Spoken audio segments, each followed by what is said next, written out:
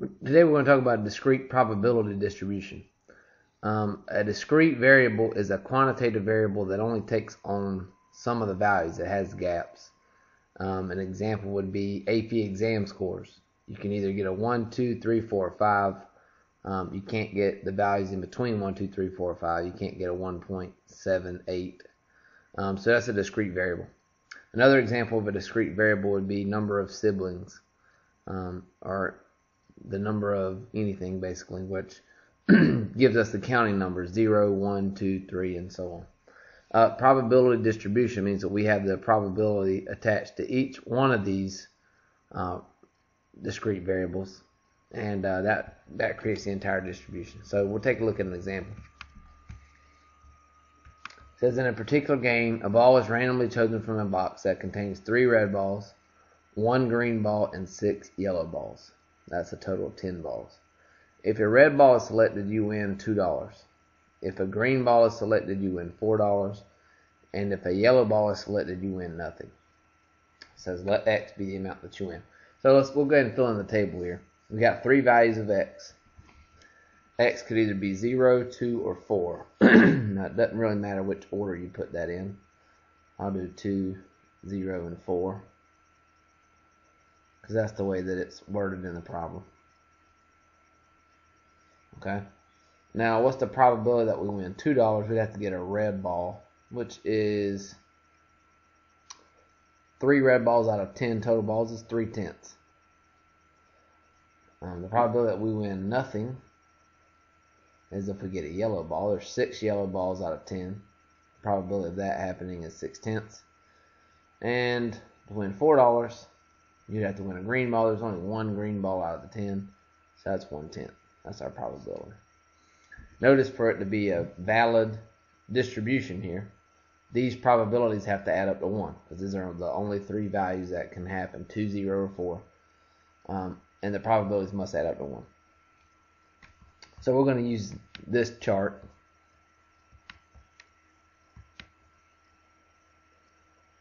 to answer a couple questions. So we got the chart now. It says let X be the amount that you win, which is what we've already determined. What is the probability that X is at least $2? So we're just working with a little bit of the wording here. At least 2. At least 2 means 2 or more, which would indicate 2 or 4 here. So we could add up the probabilities. 0.3 plus 0.1 to get 0.4. There's a 40% chance that you win at least $2. The next one says, what is the probability that X is less than 2? So less than 2 is not the same thing as 2 or less. Okay, less than 2 means 2 is not included. So the only thing that's included in that is 0. So that our probability is 0.6. It's about a 60% chance that you win less than $2. Okay, what is the probability that X is no more than 2? No more than 2 means that it can't be more than 2, exactly what it says. So that would be 2 and 0 fall into that category. So we could add those probabilities up. 0.3 plus 0.6, we get 0.9. And lastly, the last question we have, what is the probability that X is 0 or 4? So it's pretty straightforward there. 0 or 4, we just add up the probability of 0 plus the probability of 4, and we get 0.7. Okay. Now, one thing that we're doing, we learned in the last chapter, is that if we're trying to find the probability of A or B, which is what all these past questions were, really, A or B, we could take the probability of A, add to that the probability of B,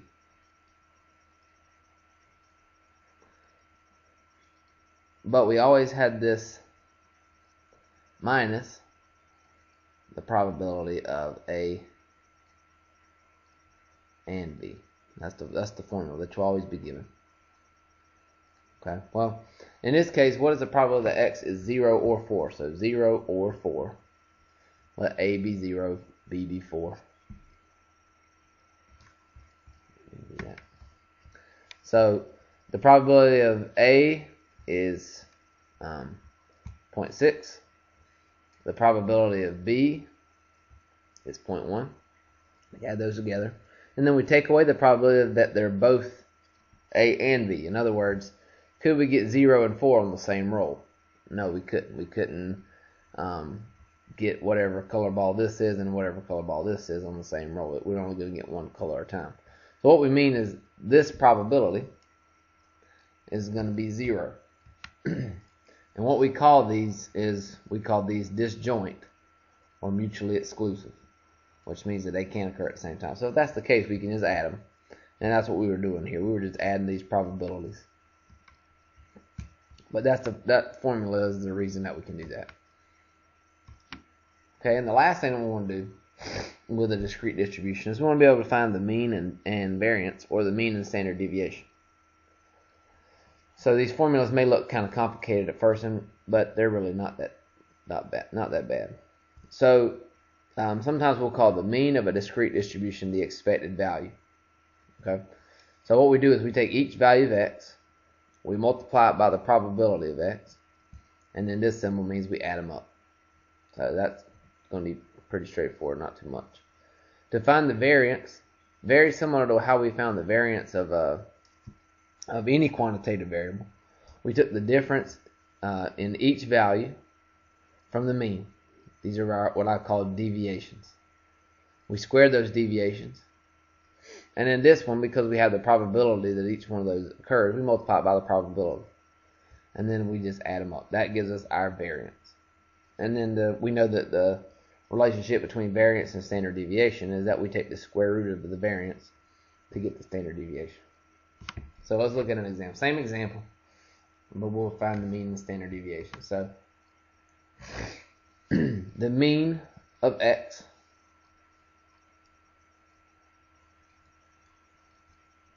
sometimes some people will put mu of x here. This means it's the mu of this variable x. We're going to take the x value, 2, multiply it by its probability, 0.3, plus 4 times its probability, plus 0 times its probability. And really, you don't have to write this last one because 0 times anything is 0. It's not going to affect the mean. Okay, so our mean here is 2 times 0.3 is 0.6, and 4 times 0.1 is 0.4. We add those two together, 0.6 plus 0.4, and we get 1. That's our mean. Now, again, I told you that we call this sometimes the expected value, but you notice that we don't really expect to get that value on a given turn, because we can't get 1. 1's not a value of x up here, but that's fine. It doesn't have to be. What it really means is that if you play this game, let's say 1,000,000 times, and each time you wrote down what your value of x was, it's either 2 or 4 or 0, and you did it 1,000,000 times, you take those values of x and take the average, it's going to be pretty close to 1. And the more times you do it, the closer and closer it's going to get to 1. That's the theoretical value. Okay. So now we'll get the variance. Now, well, I'll interpret it once we do the standard deviation. So let's do the formula for the variance. Said we took 2 minus the mean, which is 1, squared that, multiplied it by the probability.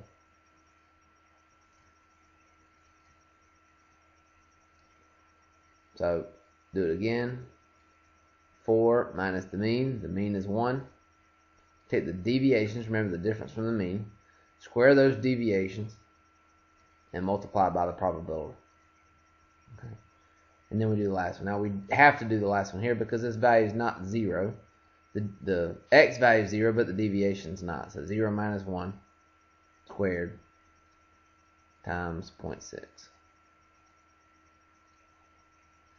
Okay.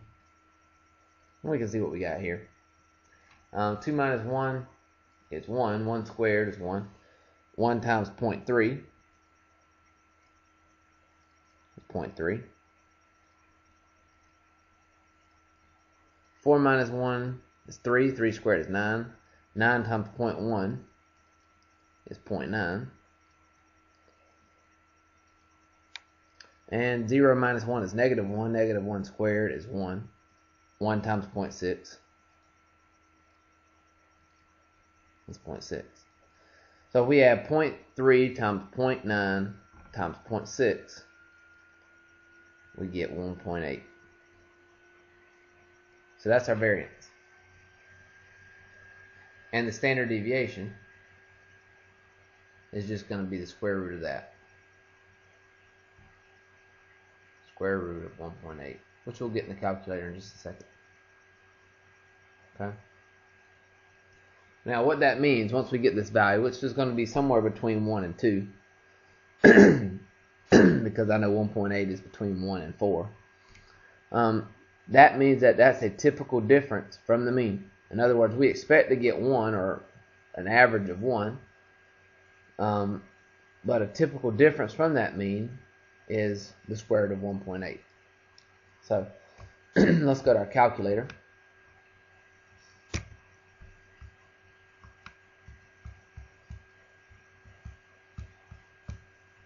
So first let's do the square root of 1.8 so we get an idea of what that is.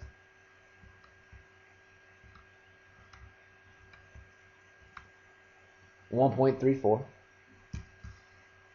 So that's our mean and standard deviation. Our mean is 1, standard deviation is 1.8. So what I want to do last is I want to show how to do this in a table. So if you go to, that's stat and edit. In my x values I'm going to put, or L1 I'm going to put my x values, which was 2, 4, and 0. And for my L2 values, I'm going to use my probabilities. 0.3, 0.1, and 0.6. Okay. Now if I go to one variable statistics, the same thing we did when we found the mean and standard deviation in chapter 1.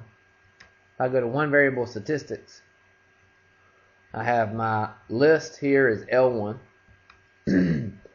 And my frequency list is actually L2. Because if you treat these like frequencies, in other words, it happens 30% of the time as opposed to it happened a certain amount of times. If we treat these as percentages, the calculator will calculate it in the same way, but we'll get our mean and standard deviation that we got here. So let's run list as L1, frequency list as L2. And notice we get our x bar, which is our mean, is 1. And sigma of x is our standard deviation. They don't give you the variance to 1.8, but we could always square this to get that value of 1.8. But that's our mean and standard deviation. Okay, n will always be 1 here because what we're doing really is adding up these probabilities to give us our sample size. So we really don't need all these, but you get your mean and standard deviation from that. So that's basically the basics of what you need to know from a discrete probability distribution.